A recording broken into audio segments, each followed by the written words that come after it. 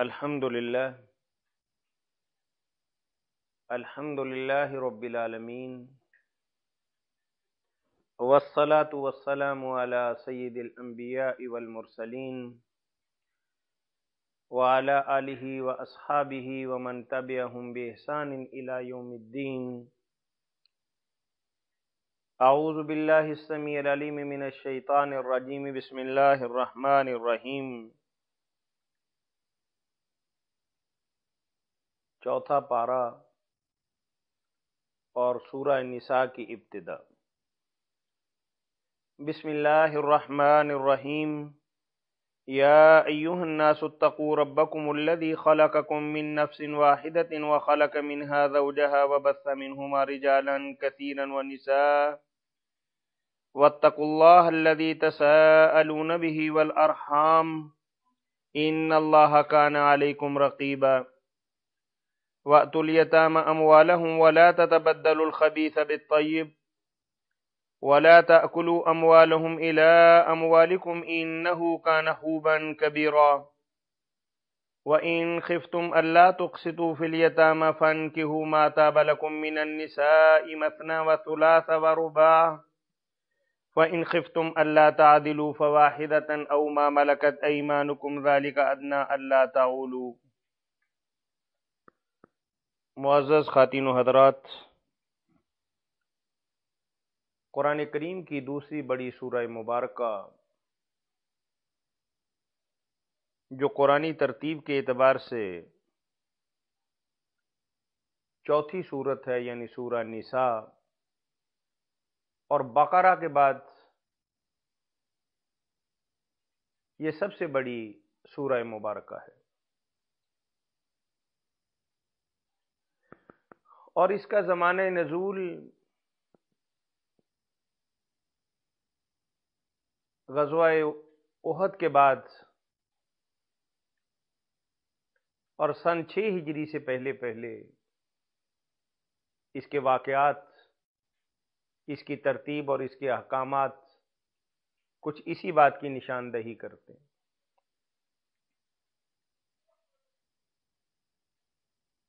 اللہ وحدہ لا شریک نے سورہ آل عمران میں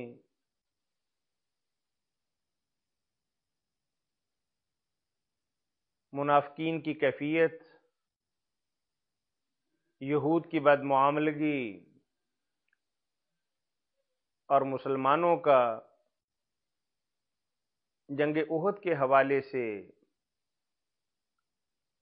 تھوڑا سا غیر معیاری رویہ اور جنگ کے اندر پیش آنے والے حالات بڑی شرح و بسط کے ساتھ اللہ وحدہ لا شریک نے سورہ آل عمران کے اندر ذکر فرمائے۔ قرآن کریم اپنے خاص اسلوب کے مطابق تاریخ جغرافیے پر بہت زیادہ زور نہیں دیتا،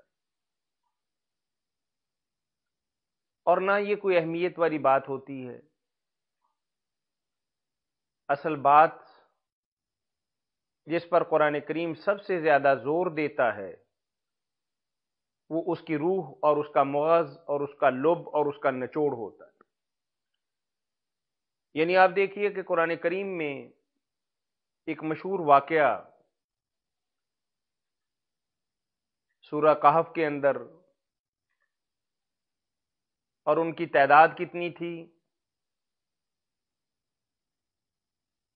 اس کے متعلق لوگوں کی قیل و قال اور ان کے اقوال کو اور ان کی بات کو اللہ نے ذکر کیا،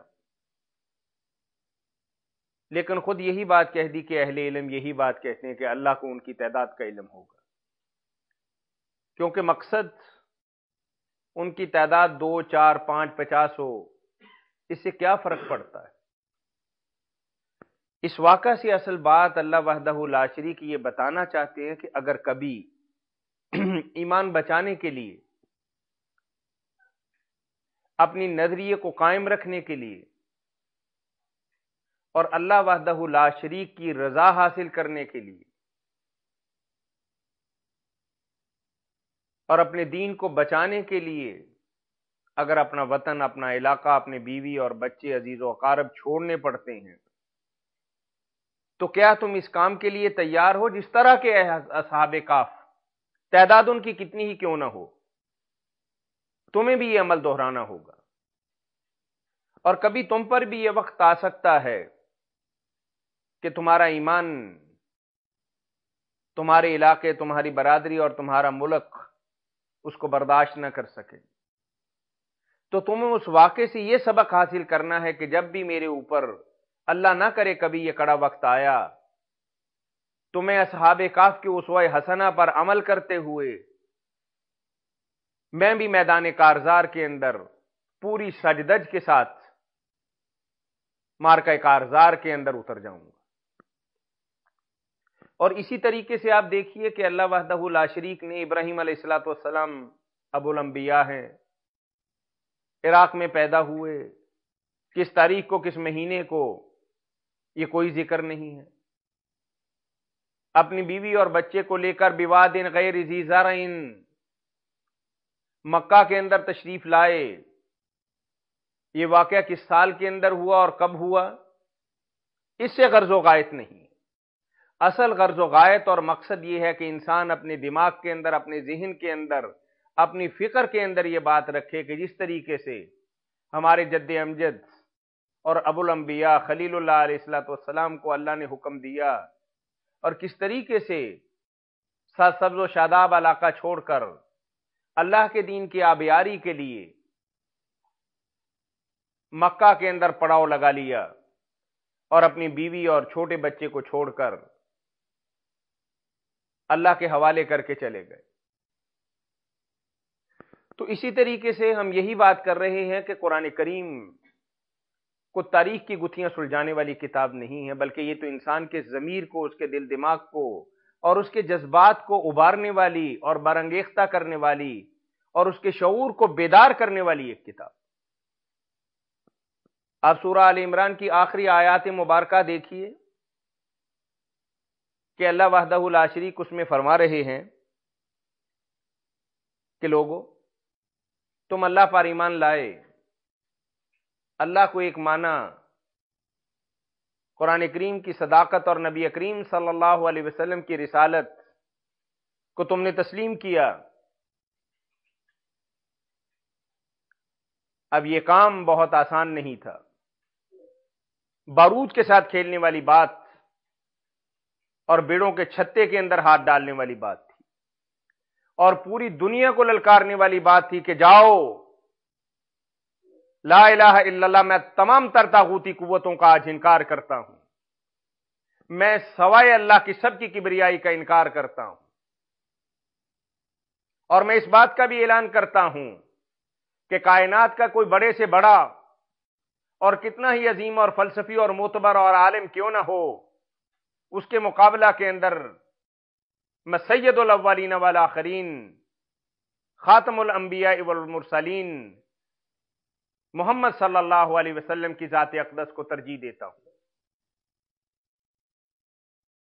اور دنیا کی تمام تر موشگافیاں اور دنیا کی تمام تر علم و تمدن سے بھرپور کتابیں، ان کی تمام تر صلاحیتوں کے اعتراف کے باوجود میں قرآن کریم کی حقانیت پر ایمان رکھتا ہوں اور اسے ضابطہ حیات مانتا ہوں، اور اللہ کا نظام مانتے ہوئے میں اس پر ایمان لاتا ہوں۔ اور جب تم یہ اعلان کرو گے کہ نہ میں دنیاوی اعتبار سے کسی سیادت اور قیادت قبول کرتا ہوں، اور نہ کسی سے بڑے آدمی کا حکم جو اللہ کے خلاف آئے گا، اللہ کی کبریائی کے خلاف آئے گا، میں اس کا انکار کروں گا، تو جینا مشکل ہو جائے گا، تمہارے گھیرا تنگ ہو جائے گا، شدید قسم کے مصائب اور مشکلات سے تمہیں ہمکنار ہونا پڑے گا، تپتے ہوئے صحرا کے اندر پھینک دیے جاؤ گے، سنگلاخ وادیوں کے اندر لڑکائے جاؤ گے، معاشی بائیکاٹ ہوگا، برادری والے تمہارے دشمن ہو جائیں گے، علاقے والے تمہارے خون کے پیاسے ہو جائیں گے، اور یہ کوئی نئی بات نہیں ہے۔ اللہ کے نبی صلی اللہ علیہ وسلم کا اسوہ مبارکہ پڑھ کے دیکھ لیجیے کہ اس قدر محترم اور شفیق ہستی، کس قدر محبوب اور پیاری ہستی، کہ اپنے تو بہت دور کی بات، الفضل بما شہدت بہ الاعداء، بدترین دشمن بھی اللہ کے نبی صلی اللہ علیہ وسلم کے صادق اور امین ہونے کا اعتراف کرتا تھا۔ لیکن جب ایک نظریہ کا پرچار لا الہ الا اللہ کیا تو اپنے بیگانے ہو گئے، دوست دشمن بن گئے، برادری والے آنکھیں پھیر گئے، اور در و دیوار ہیں کہ اللہ کے نبی صلی اللہ علیہ وسلم کی دشمنی پر تلے ہوئے ہیں۔ اور وہ مبارک ہستی جنہوں نے کبھی کسی انسان کے ساتھ زیادتی تو بہت دور کی بات، اپنی ذات کے لیے کبھی بدلہ بھی نہیں لیا تھا، اور پورا مکہ اس کی گواہی دیتا تھا، اور سارے مکے والے اللہ کے نبی صلی اللہ علیہ وسلم کے مبارک خون کے پیاسے ہو گئے، صرف اس لیے احسب الناس ان یقولوا آمنا وهم لا یفتنون۔ آزمائشیں آئیں گی،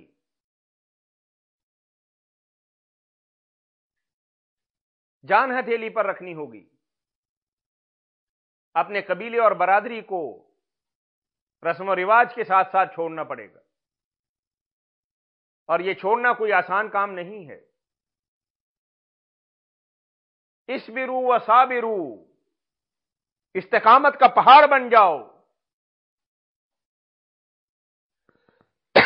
یہ اللہ حکم دے رہے ہیں۔ یا ایھا الذین آمنوا، یہ اہل ایمان کے لیے اللہ کا حکم ہے کہ میرے راستے کے اندر چل پڑے ہو، میرے سپاہی بن گئے ہو، تو اب تکلیفیں تو آئیں گی، پریشانیاں تو دامن گیر ہوں گی، اور رکاوٹیں تو تمہارے راستے کے اندر آئیں گی، اور جان کے لالے پڑیں گے، مول و دولت اور جائیداد کو خیر بات کہنا ہوگا، لیکن کوئی بات نہیں۔ وَمَن يَتَوَكَّلْ عَلَى اللَّهِ فَهُوَ حَسْبُهُ، اور یہ مال و دولت میرا دیا ہوا ہے، میں ہی اسی کا مالک ہوں، مجھ پر ایمان رکھو اور صبر کرو۔ وَرَابِطُ،